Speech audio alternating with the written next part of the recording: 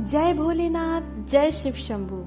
दोस्तों, पूरी दुनिया में भोलेनाथ के भक्त तो हजारों लाखों हैं और मोस्टली सभी भक्त एक बार जरूर अमरनाथ जी यात्रा में जाना चाहते हैं। भोलेनाथ के असंख्य भक्तों में से एक मैं भी हूँ, जिसे 2022 में अमरनाथ जी यात्रा जाने का सौभाग्य मिला।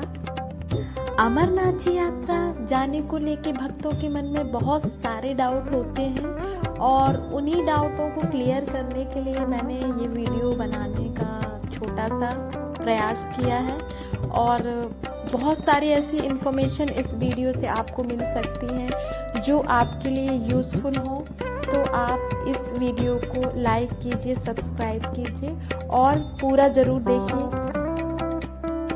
इन्फॉर्मेशन ज़्यादा होने की वजह से ये वीडियो थोड़ी सी लंबी हो सकती है या मैं इसको 2-3 पार्ट में बनाऊंगी, तो आप प्लीज़ वीडियो को देखिए जिससे आपके ज़्यादा से ज़्यादा डाउट क्लियर हो। सबसे पहले तो ये क्वेश्चन आता है कि अमरनाथ यात्रा स्टार्ट कब होती है। तो ये जुलाई अगस्त के महीने में दो महीने तक ये यात्रा चलती रहती है और फिर ये यात्रा बंद हो जाती है। अमरनाथ जी यात्रा के रजिस्ट्रेशन कब से शुरू होते हैं? तो ये अप्रैल के महीने से शुरू हो जाते हैं और ये हमें अमरनाथ जी यात्रा श्राइन बोर्ड की वेबसाइट जो आपको वीडियो में दिख रही है उससे हमें ये इन्फॉर्मेशन पता चलती है। अप्रैल के महीने में आपको नोटिफिकेशन आ जाएगा, यात्रा की डेट आ जाती है, तो आप वॉच करते रहिए। अब ये क्वेश्चन आता है कि यात्रा कितने दिन की होती है। तो मिनिमम ये यात्रा 8 दिन तो इसमें लगते हैं और मैक्सिमम भी लग सकते हैं, 8 से ज़्यादा भी।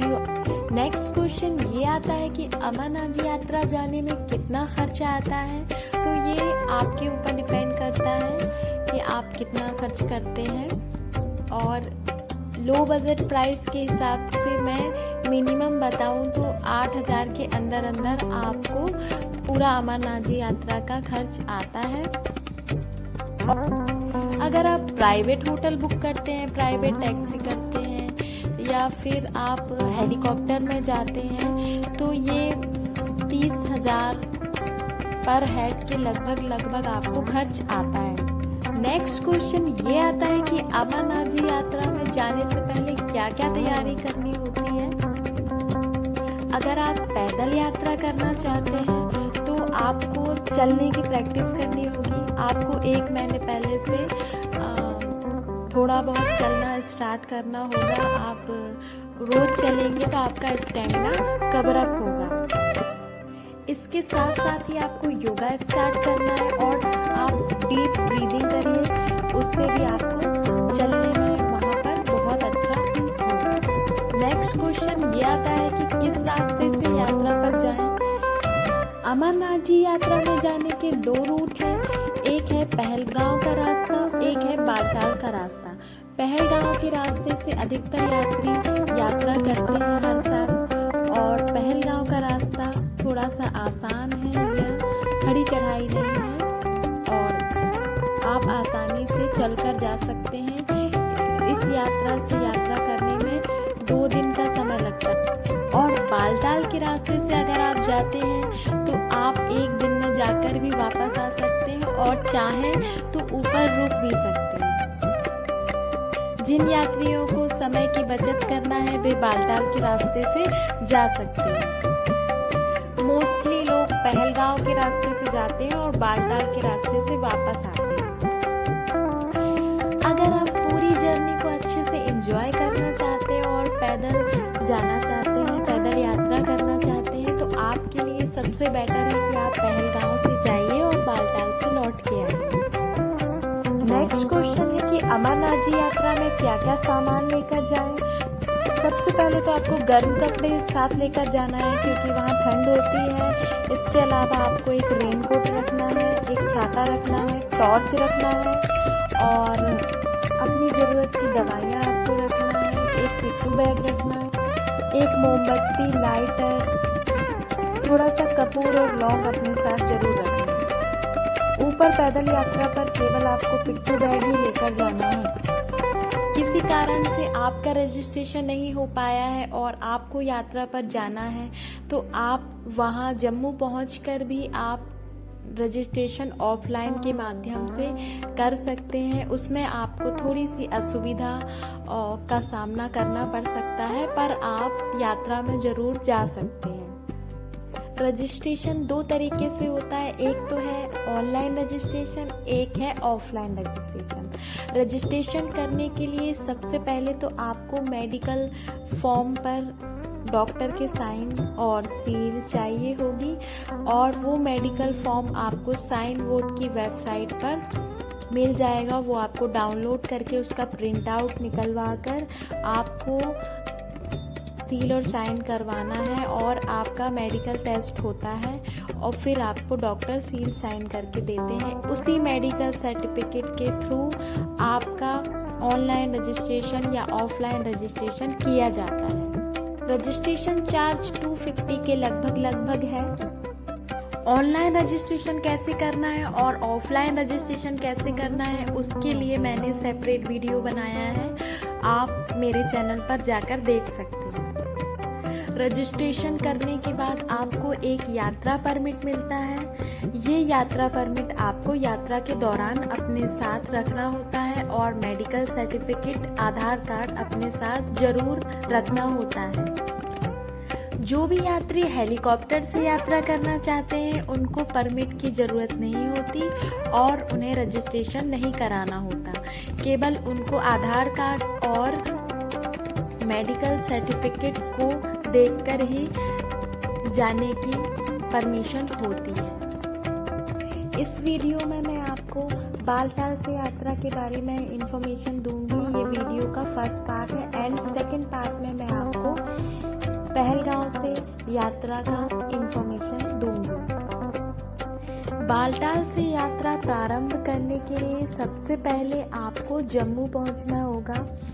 जिस डेट का आपका यात्रा परमिट है उसके 1 दिन पहले या 2 दिन पहले आपको जम्मू पहुंचना होगा। जम्मू में आप 1 नाइट स्टे लेते हैं। जम्मू में आप होटल लेकर भी रुक सकते हैं, और अमरनाथ यात्रियों के लिए जो बेस कैंप बनाए जाते हैं आप उनमें भी रुक सकते हैं। उनमें भंडारा की भी बहुत सुविधा होती है, वॉशरूम की भी सुविधा होती है। आप चाहें तो आप वहां पर भी रुक सकते हैं। जम्मू स्टेशन के ठीक राइट साइड में, जैसा कि आप वीडियो में देख सकते हैं, आपको यात्रा कार्ड यहाँ पर बनवाना है। उसके बाद ही आप पैदल यात्रा के लिए जा सकते हैं। तो पैदल यात्रा वालों को ये कार्ड बनवाना कंपलसरी है। यात्रा कार्ड बनवाने के लिए मात्र आपको 15 मिनट का समय लगता है। यात्रा कार्ड बन जाने के बाद सबसे पहले आपको आप जिस भी साधन से आप जाना चाहते हैं आगे बालटाल के रास्ते से, तो आपको उसके लिए बस या टैक्सी की पहले से ही बुकिंग करनी होगी, और आपको टिकट रात में ही लेकर रखना होगा। सुबह जल्दी बस या टैक्सी सब रवाना हो जाती हैं। सुबह के करीब 4 बजे से स्टार्ट हो जाता है यात्रा, तो आपको उस हिसाब से आपको पहले ही बुकिंग करके रखनी है। अगर आप सिंगल हैं या 2 लोग हैं, आपका बजट थोड़ा कम है, तो आपको बस में ही जाना चाहिए। उसका किराया लगभग 1000 रुपये पर हेड के समथिंग है जाने बस का। अगर आप ग्रुप में हैं तो आप टैक्सी हायर कर सकते हैं, जिसका किराया लगभग 25,000 के समथिंग है, जो आप शेयर करके आपको अच्छा पड़ेगा। उसमें आपको जम्मू कश्मीर के जो साइट सीन है जैसे कि गुलमर्ग, डल झील, वो सब कंप्लीट करके 5-6 दिन, आपको 5 दिन का लगभग 25,000 रुपये रेंट है। इसमें होटल का और खाने पीने का अलग से चार्ज है। ये केवल 25,000 ट्रैवलिंग का चार्ज है। सुबह के 5 बजे अगर आप जम्मू से रवाना हो जाते हैं तो आपको श्रीनगर पहुंचने में करीब 7 से 8 घंटे लग सकते हैं। तो आपको 2 बजे के पहले आपको श्रीनगर क्रॉस करना है। श्रीनगर में चेक पोस्ट होते हैं। 2 बजे के बाद किसी भी गाड़ी को आगे जाने नहीं अलाउ करते हैं, तो आपको श्रीनगर में ही रुकना पड़ेगा। तो आपको समय का ध्यान रखते हुए 2 बजे के पहले पहले आपको श्रीनगर को क्रॉस करना है। जम्मू से श्रीनगर की दूरी लगभग 250 किलोमीटर है। श्रीनगर से आप गुलमर्ग होते हुए बालटाल के रास्ते जाते हैं और गुलमर्ग से थोड़ा आगे आपको नीलग्रथ हेलीपैड पड़ता है। अगर आप हेलीकॉप्टर से यात्रा करना चाहते हैं तो आपको नीलग्रथ हेलीपैड पर ही जाना है। श्रीनगर से बालटाल की दूरी लगभग 90 किलोमीटर है। अगर आप श्रीनगर में स्टे करना चाहते हैं तो आप श्रीनगर में भी स्टे कर सकते हैं। यहाँ पर भी आपको होटल की बहुत अच्छी सुविधाएं हैं। आपको टूरिस्ट प्लेस श्रीनगर में बहुत सारे हैं। गुलमर्ग यहाँ से पास में है, आप एंजॉय कर सकते हैं। एक नाइट स्टे करके आप डल लेक घूम सकते हैं, श्रीनगर में ही है। अगर आप हेलीकॉप्टर से यात्रा करते हैं तो आपको बालटाल के थोड़ा सा पहले नीलग्रथ हेलीपैड है, आपको वहां पहुंचना होगा। और आप अगर पैदल यात्रा में जाना चाहते हैं तो बालटाल तक आपको जाना होगा और बालटाल में जो बेस कैंप है आप वहां पर स्टे ले सकते हैं। बालटाल बेस कैंप से आपकी पैदल यात्रा की चेकिंग होती है, उसमें आपका परमिट चेक होता है, आधार कार्ड चेक होता है और फिर आपको आगे यात्रा के लिए जाने दिया जाता है। आपका यात्रा कार्ड नहीं बना है तो आप बालटाल बेस कैंप पर भी बनवा सकते हैं। आपके परमिट कार्ड में जो डेट लिखी हुई है आपको उसी डेट पर यात्रा में आगे जाने की परमिशन होगी। अगर आप उस डेट के पहले की डेट पर पहुंचे हैं तो आपको जाने की परमिशन नहीं दी जाएगी। अगर आप उस डेट के 1 दिन बाद या 2 दिन बाद की डेट पर पहुंचे हैं और कोई वैलिड रीजन बताते हैं तो आपको आगे जाने दिया जाएगा। पैदल यात्रा वालों के लिए आपको विशेष खाने के भंडारे की सुविधा है, आपको वॉशरूम की सुविधा है, आप बीच में रुककर रेस्ट कर सकते हैं। ये 14 किलोमीटर की चढ़ाई है जिसमें आपको 2-3 किलोमीटर की खड़ी चढ़ाई होती है और बाकी रास्ता एकदम आसान होता है। आप आसानी से पैदल यात्रा कर सकते हैं। 12 किलोमीटर की चढ़ाई के बाद आप पंचतरणी पहुंचते हैं तो आप वहां पर स्टे ले सकते हैं। अगर आप टाइम पर पहुंच गए 5 बजे से पहले तो आपको आगे जाने की परमिशन, गुफा तक आपको दर्शन की परमिशन है। और अगर 5 के बाद आप पहुंचे तो आपको परमिशन नहीं है, आप दूसरे दिन जा सकते हैं। तो आपको नाइट स्टे करना होगा पंचतरणी में। पंचतरणी में भंडारे की व्यवस्था है, वॉशरूम की व्यवस्था है और सुबह आपको गर्म पानी नहाने के लिए मिल जाता है जिसका रेट भी 100 रुपये बाल्टी करीब है। हेलीकॉप्टर से यात्रा करने वाले यात्री ध्यान दें कि आप हेलीकॉप्टर की टिकट पहले से बुक करते हैं तो बहुत अच्छा है। और अगर आप टिकट बुक नहीं कर पाए हैं तो आप स्पॉट पर वहां जाकर भी आपको टिकट्स अवेलेबल हो सकती हैं। ऐसा नहीं है कि आपको टिकट नहीं मिलेगी, आप थोड़ा सा कोशिश कर सकते हैं कि आपको टिकट मिल जाए। आप नीलग्रथ हेलीपैड पर पहुंचकर आप पता कर सकते हैं टिकट मिल सकती है या नहीं। उसके बाद आप नहीं मिलती है तो पैदल यात्रा में जा सकते हैं।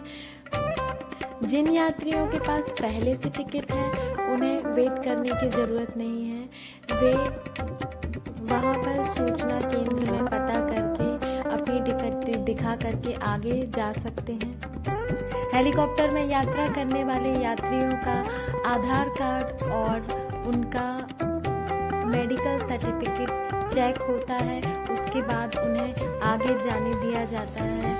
आगे उनका वेट चेक होता है, उनके बैग्स में सील लगाई जाती है, उसके बाद उनको हेलीकॉप्टर में बैठने की परमिशन दी जाती है। लास्ट हेलीकॉप्टर शाम के 5 बजे तक ही चलता है। हेलीकॉप्टर की यात्रा में मात्र 10 मिनट का समय लगता है और ये हेलीकॉप्टर आपको पंचतरणी हेलीपैड पर उतार देता है जो कि पवित्र गुफा से 5 किलोमीटर की दूरी पर है। हेलीकॉप्टर का किराया मात्र 6,000 रुपये आने जाने का पर पर्सन है। पंचतरणी पर पहुंचकर आप फ्रेश हो सकते हैं, रेस्ट कर सकते हैं और फिर गुफा के लिए आगे बढ़ सकते हैं। अगर आप शाम के 5 बजे तक पंचतरणी हेलीपैड पर पहुंच जाते हैं तो आपको आगे जाने की परमिशन है, गुफा तक दर्शन करने की परमिशन है। और अगर आप 5 बजे के बाद पहुंचते हैं तो आपको गुफा में जाने अलाउ नहीं करते हैं। फिर आप सुबह के टाइम आप दर्शन के लिए जा सकते हैं। पंचतरणी से गुफा का रास्ता आसान है, आप पैदल जा सकते हैं और इसमें 1 किलोमीटर की खड़ी चढ़ाई है। बाकी आपको समतल चलना है, आप आसानी से जा सकते हैं। और अगर आप चलने में सक्षम नहीं है तो आप घोड़ा कर सकते हैं, पिट्ठू कर सकते हैं। पवित्र गुफा के पास पहुंचकर आप रेस्ट कर सकते हैं। यहाँ भी भंडारे की व्यवस्था है, नहाने की व्यवस्था है, रुकने की व्यवस्था है। आप चाहें तो गुफा के पास भी आप रुक सकते हैं। पवित्र गुफा में दर्शनों के लिए लाइन होती है तो आपको लाइन से ही जाना है और आपको मोबाइल कैमरा कुछ भी अलाउ नहीं है, तो ये सभी आपको लॉकर में रखना होगा। और ऊपर गुफा के पास लॉकर बने हुए हैं, वहाँ आप मोबाइल और कैमरा रख सकते हैं। हेलीकॉप्टर से यात्रा करने वाले यात्रियों के लिए ये विशेष सूचना है कि शाम के 5 बजे तक ही हेलीकॉप्टर चलता है, तो आप समय का ध्यान रखते हुए अपना लौटने का टाइम इसी के अनुसार करें। पहलगांव से यात्रा की जानकारी के लिए आप पार्ट 2 वीडियो देखें। और मैंने इस वीडियो में सभी प्रकार की जानकारी देने की कोशिश की है आपको। इस वीडियो के माध्यम से मैंने अमरनाथ यात्रा से जुड़ी सभी प्रकार की जानकारी देने की कोशिश की है। यात्रा से जुड़ी